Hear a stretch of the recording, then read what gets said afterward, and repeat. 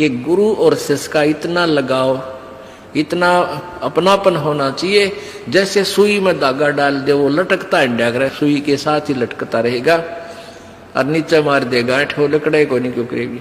तो ऐसे अपना लगाओ अपने सच्चे गुरु में इत लगा लो। तो ये हुआ गुरु शिष्य का प्रेम, गुरु शिष्य का जो आपस में संबंध। जब हम यहां से जाएंगे तो आपकी यहां से मृत्यु होगी, तो आपको गुरुजी ही इतना लगाव होना चाहिए गुरुदेव में कि हमने जो कुछ नहीं चाहिए, परमात्मा गुरुजी आज्ञा पाओ मेरे। तो वो फिर ऐसे आप सीधे वहीं पहुंच जाओगे जहां आशा था वासा हुई। तो अब जैसे गुरु और शिष्य का ऐसे लगाव होना चाहिए जो सुई में डोरा रे, तो ऐसे कहा कि फिर शब्द गुरु चित चेला रे। जो मंत्र गुरु जी ने आपको दे दिया वो तो तेरा शब्द, और इस चित्त ने, इस मन ने उस शब्द जो मंत्र दे रखा है उसका चेला बना दे। इस मन को उस मंत्र का, इस सुरत शब्द समावे। तेरी सुरती, तेरी मन, तेरी आत्मा उस दिए हुए मंत्र के साथ ऐसे चिपकी रहे, ऐसा ध्यान रखे, इतना उसका सेवन करे जो सुई में डोरा रे। यानी ऐसे सुरत और शब्द इसको बोलते हैं।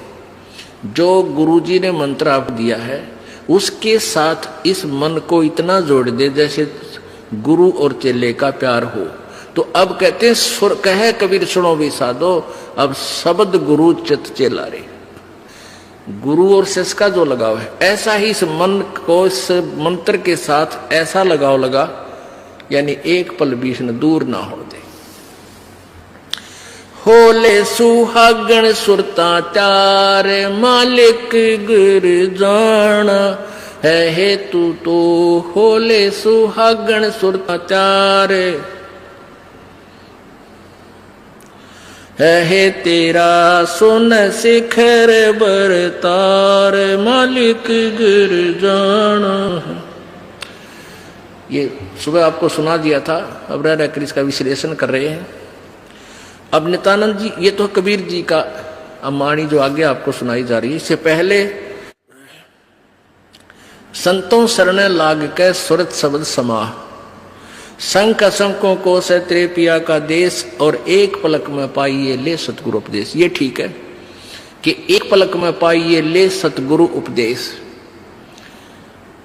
अब 16 शंख कोश की दूरी पर सतलोक है पाताल लोक से, और पूरे संत से नाम लेने के बाद फिर देर नहीं लगे मालिक पाने की।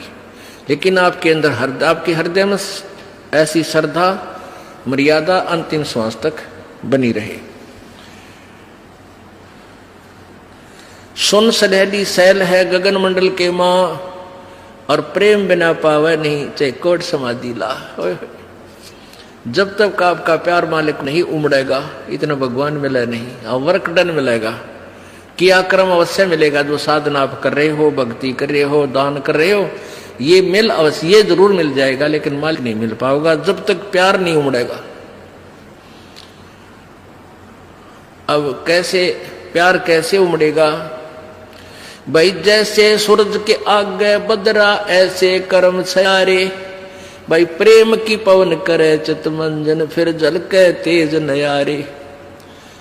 क्या बताते हैं परमेश्वर गरीबदास जी महाराज परमेश्वर को पाने की कैसी विधि बताते हैं कि जैसे सूरज के आगे बदरा ऐसे कर्म छयारे। हमारे पाप कर्मों की छाया आत्मा और परमात्मा के बीच में ऐसी होगी जैसे सूरज के सामने घनघोर घटा छा जाती है। वो घटा, फिर वो बादल कैसे वहां से दूर होते हैं। तेज हवा चलती है तो बादलों को तितर बितर कर देती है, और सूर्य का प्रकाश फिर ज्यों का तुम समक्ष होता है। तो ऐसे कहते हैं कि हम आत्मा और परमात्मा के बीच में जो पाप कर्म रूपी जो बादल हैं, उनको कैसे दूर फेंका जाए, कैसे छांटा जाए, कैसे खत्म किया जाए। जैसे सूरज के आगे बदरा ऐसे कर्म छयारे।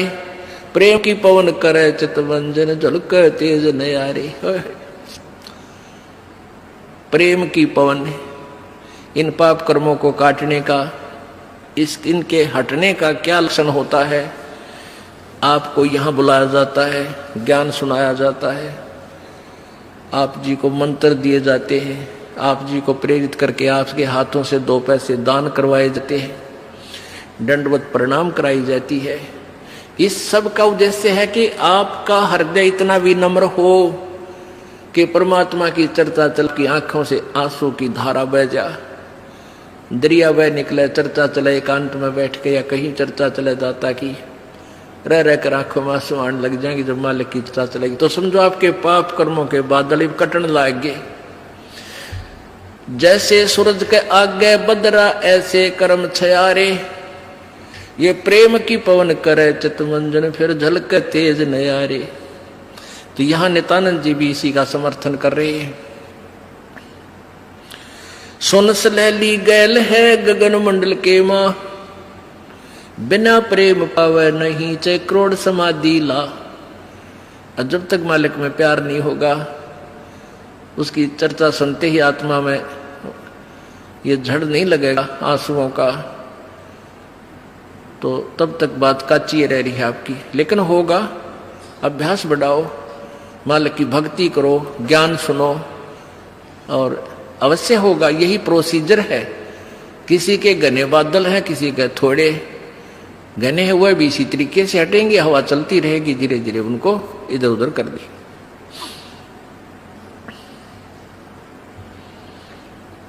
अब आपको बताया था कि जैसे नित्यानंद जी स्वर्ग सत्र के प्लेयर थे। अब जैसे डिस्ट्रिक्ट लेवल पर यानी जिला स्तर पर बच्चे खिलाड़ी खेल खेलते हैं, नियम वही होते हैं उनकी एक ही जैसे, और जो राज्य स्तर पर खेलते हैं उनके भी नियम वही होते हैं, लेकिन लाभ गणा होता है। और जो राष्ट्रीय स्तर पर खेलते हैं नियम उनके भी वही होते हैं, और जो इंटरनेशनल लेवल पर खेलते हैं नियम उनके भी वही होते हैं। तो नित्यानंद जी जो बता रहे हैं ये वही नियम वही है। अब क्या बताया उस परमात्मा की यहां जाने का। परमेश्वर क्या बताते हैं, होले सुहागण सुरता त्यार तुझे माल्य के घर जाना है। अब सुहागण कौन है और कुंवारी कौन है? जिन आत्माओं को पूर्ण परमात्मा संत से प्रभु का नाम नहीं मिला तो वो तो कुंवारी है, और जिनको परमात्मा का नाम मिल गया उनकी सगाई होगी परमात्मा से, गुरु बिचौले ने उनकी सगाई करवा दी।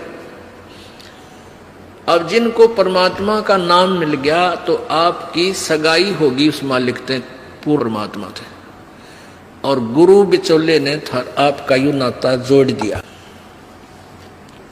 तो इसलिए कहा कि होले सुहागण सुरता त्यार, जो उपदेशी आत्माएं हैं वो सुहागण हैं, और जिन्हें नाम नहीं लिया है वो अभी कुंवारी है।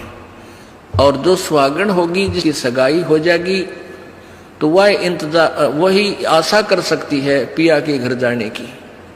कुंवारी का भी कोई ऊद सूद नहीं होती, लेकिन तरीका यही है पिया के घर जाने का, उनको भी सगाई करवानी पड़ेगी, नाम लेना पड़ेगा, गुरु बनाना पड़ेगा। तो उन सुहागन आत्माओं को, उपदेशी आत्माओं को परमात्मा कहते हैं होले सुहागन सुरता त्यार तन माल्य के घर जाना है। अब तुझे वहां जाने का तेरा काम बन गया, यानी स्टार्ट हो गया ये प्रोसीजर।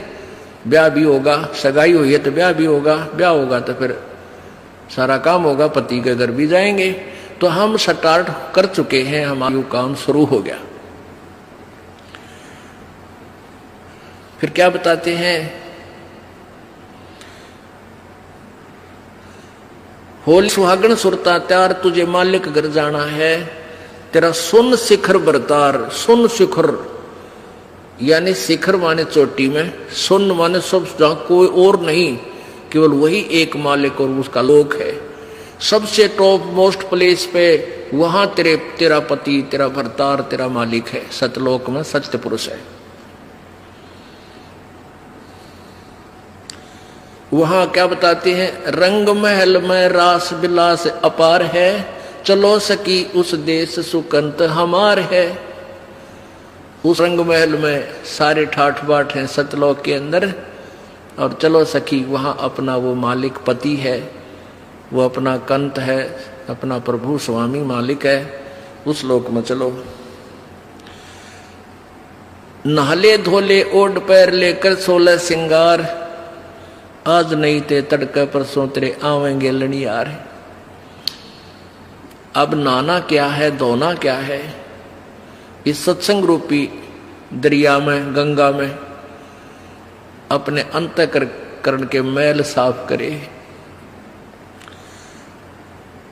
ओढ़ पैर ले, यहां क्या ओढ़ना है, क्या पहनना है, कौन से आभूषण है कि साधु जैसा भाव आपके अंतःकरण का दिखे, भक्ता कैसे लक्षण हो, ये तरह ओढ़ना है।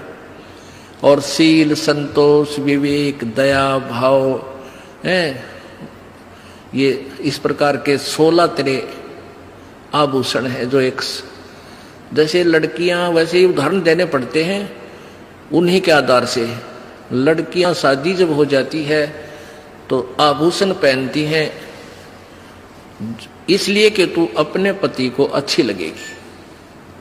तो परमात्मा हमारा पति है, वो हम उसको कैसे अच्छे लगेंगे जब हमारे ये आभूषण होंगे, नम्रता होगी, दया होगी, शील, संतोष, विवेक से हम चलेंगे, किसी की आत्मा नहीं दुखावेंगे, हैं, दान धर्म करेंगे, सेवा करेंगे, तो तब उस मालिक को हम अच्छे लगेंगे, पसंद होंगे, तब वो हमें स्वीकार करेगा।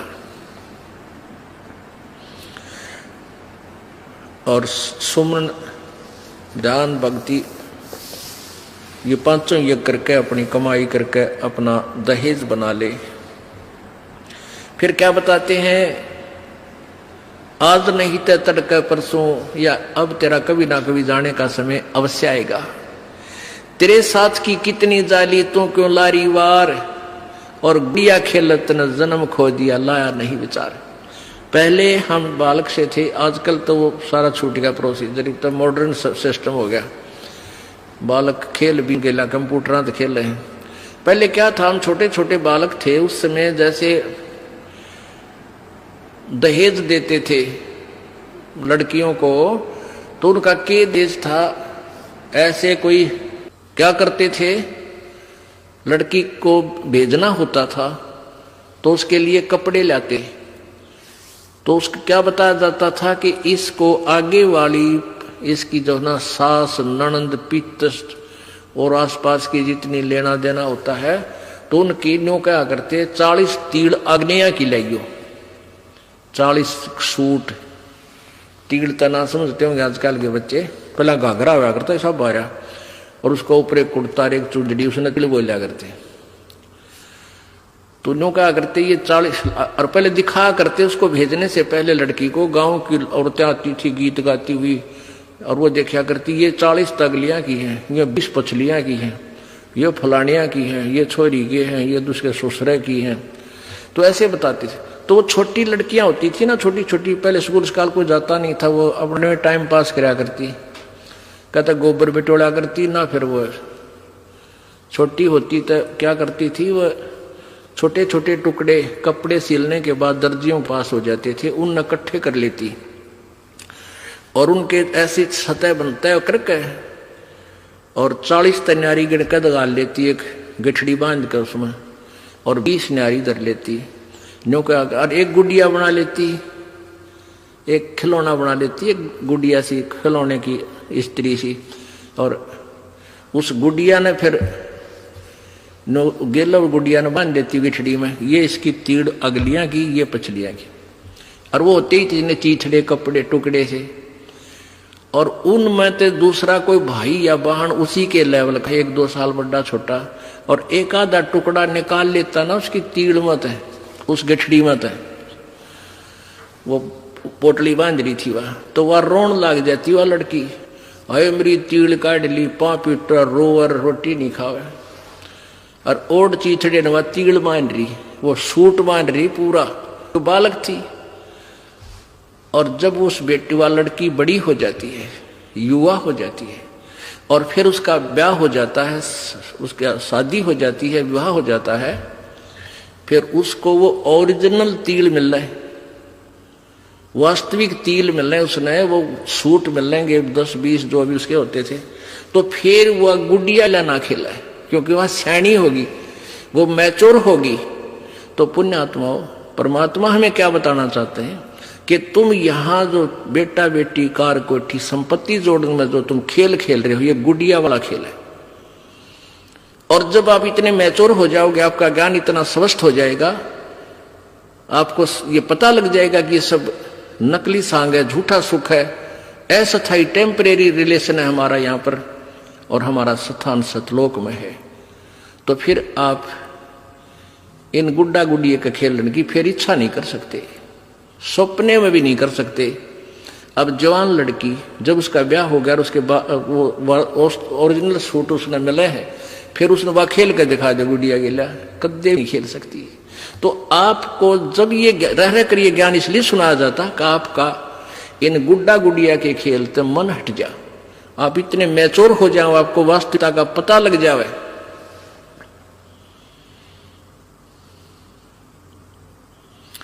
तेरे साथ किए कितनी जाली, तू क्यों लारी वार, गुड़िया खेलत जन्म गवाया, लाया है नहीं विचार, मालिक के घर जाना है।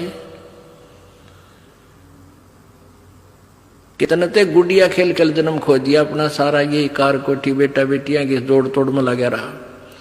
अब उस सच्चाई से परिचित हो, फिर पुनः इन गुड़िया से नहीं खेलेंगे। अब तो चलो हैं, अब का जावे कहाँ, फिर भक्ति से ज्ञान से और कुछ ही समय दिनों में ऐसा समाधान आपका प्रभु कर देगा। बालक बच्चे भी आपके भगवान से डरने वाले, महात्मा की भक्ति करने वाले होंगे, और कुछ दिनों में आपको फ्री कर देगा प्रभु। अब भक्ति करें, बच्चे इतने बुद्धिमान समझदार हो जाएंगे, भगवान से डरने वाले होंगे कि अभी माता पिता ने अपना पूरा काम कर दिया, अभी इनको डिस्टर्ब ना करो। और वो परमात्मा से विश्वास करने वाले होंगे कि अभी हमारा किया हमें मालिक जरूर देगा। तो इस प्रकार आपको फिर यहां से निकालने का एक सुअवसर परमात्मा देगा, और तभी आपका मोक्ष संभव है। तो ये परमात्मा ही करवाएगा, अपने